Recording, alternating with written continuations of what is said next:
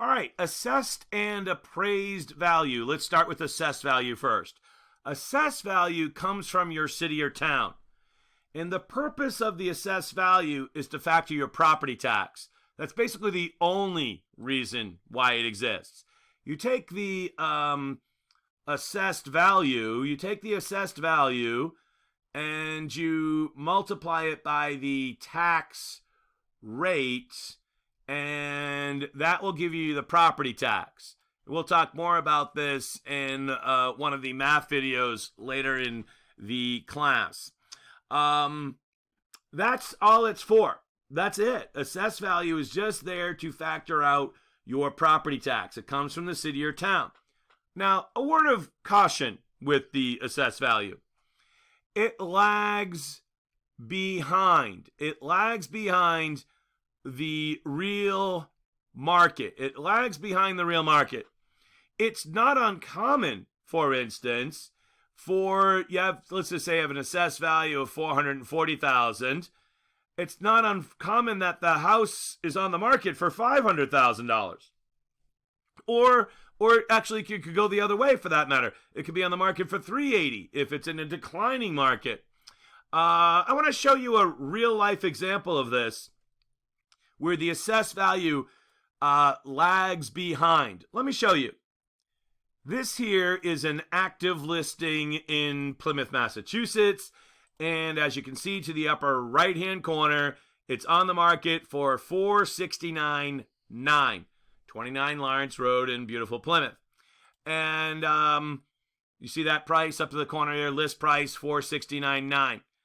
Now, as you're reading this here, going through the description, there was one funny part of the description. It said here, exterior glistens with new vinyl siding. I've never known vinyl siding to glisten. You can have new vinyl siding, but I've never known it to glisten. But nonetheless, they are a nice written description. We'll just put it that way. So scrolling down, finally way down here at the bottom. Oops, sorry about that. Way down here at the bottom. There we go. Way down here at the bottom, it says assessed value $336,200. Well, that's a big difference between the market value or the list price was $469,900 and the town thinks it's worth $336,200. How much is what is that? That is a massive difference. What is that? $469,000 minus $336,000. That's a $133,000 gap between one and the other. That's massive. That's a massive discount or distance between those two values. And this is a little bit higher than you usually see here in Plymouth because right now in the current marketplace, it's a massive seller's market and values are just kind of like just going through the roof. I mean, you put a house in the market, it's basically sold in a week or two. It's crazy. So values are going through the roof, and the simple fact of the matter is that the assessed values aren't keeping up. The assessed values aren't keeping up. They only are updated every couple of years. They don't keep up. A word of caution.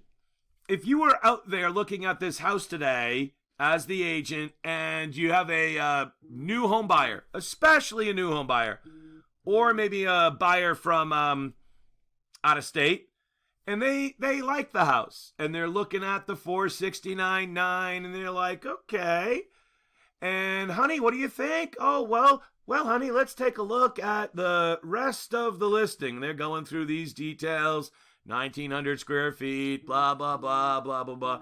And then they get down to the tax information portion, down over here, where it says the assessed value is $336,000. Wait a second here. And they think that you're scamming them in some way because the list price is $469,000, but the town says it's worth $336,000, and they're ripping mad that there's some type of disconnect. And there is a disconnect.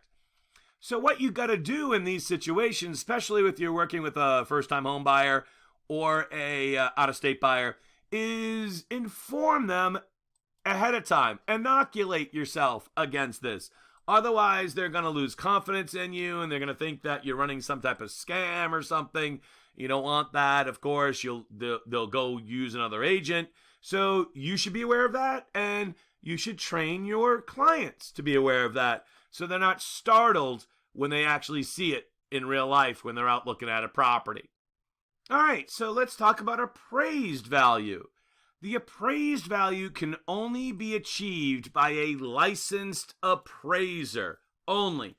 An appraisal can only be achieved by a licensed appraiser. And what is the whole purpose of this appraiser? It's to make sure that the bank does not overlend. Never lose sight that the whole idea of the appraisal process is to make sure that the bank does not overlend. That's very important to keep in mind. Now, how does this actually come about? Well, you have a borrower. And of course, they're in touch with their local lender, whoever that might be. Let's just say Rockland Trust Bank, the local bank. And you would think that the local bank would order the appraisal for the borrower. Not exactly. They actually contact a management company that serves as like a buffer so that the lender does not have direct contact with the actual appraiser that does the job. Therefore, the appraiser can kind of function in a cone of purity, so to speak, where they're under no influence at all. At least that's the idea, where they can go and for a flat fee for their professional service, put a value on this property without any outside influence. And technically, the lender's not supposed to have any direct contact with the appraiser, and nor are the real estate agents really, other than to book the appraisal visit. But, you know, the agent's not supposed to use any type of undue influence. That would be obviously a big no-no. The appraiser just goes and theoretically, objectively, puts a value on the property. So that's how the whole appraiser happens. When does it happen? It will only happen after you have the property under agreement. Usually when you get the offer accepted, and then after the home inspection, and then after the purchase and sale is completed. So this is probably going to be a good 3 or so weeks into the process where the appraiser actually comes out to the house. There's a really important rule to know about appraisers, or the appraisal. Here it is. I'm going to put it in quotes for you. The appraisal must be, excuse me, let me just, bad penmanship there. The appraisal must be at or above the agreed price between the buyer and the seller. Might want to write that down. That sounds like it's on the exam. The appraisal must be at or above the agreed price between the buyer and the seller. So, let's do a little math here. Oh, a little math. You didn't expect that. So let's just say that on this side of the fraction, we have the appraised value. And we'll say that that equals 100. On this side of the fraction, we have 80. So the question is, what is this value at the top of this fraction? If 100 is the appraised value, what is 80? Well, 80 is going to be the loan amount. The loan amount, of course, because the whole idea of the appraisal is to make sure that the bank does not overlend. And what we're basically saying here is if the appraisal comes out at $500,000, the bank will loan you up to $400,000, up to $400,000, using this ratio here, this 80% ratio. What do we call that ratio? The loan to value ratio, which we sometimes just refer to as the LTV ratio. The LTV. Now, this 80% that I wrote on the board here is not fixed in stone. It's going to vary with at least two factors. One, the overall lending environment, and two, the loan program that you are applying for or qualifying for, or that the bank is offering to you. For instance, as I told you earlier, I bought my house in 2002.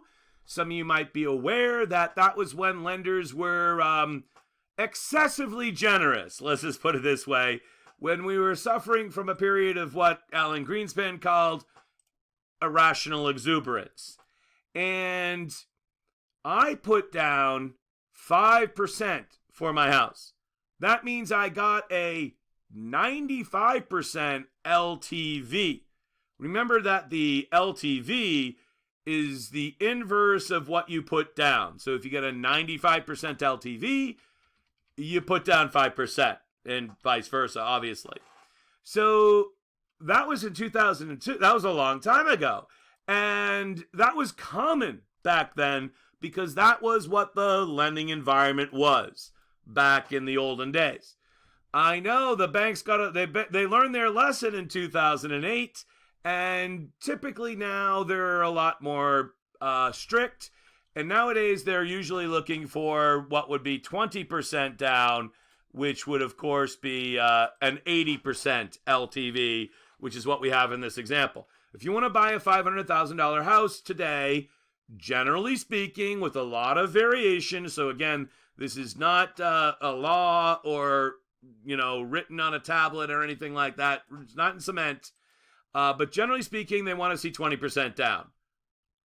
Generally speaking. Lots of variation with that. I'll just frame a reference. I remember when I put down 5% back in 2002, and some of my friends were saying to me, wow, you put down 5%. And they thought I was crazy because I put down, get a hold of this, so much money. They were getting mortgages with 97.5% LTV, which means you'd only have to put 2.5% down. I had some people that I knew that were getting 100% LTV, buying a house with nothing down. I told you the banks were cray-cray back then. They were out of their minds and learned their lesson in 2008, didn't they?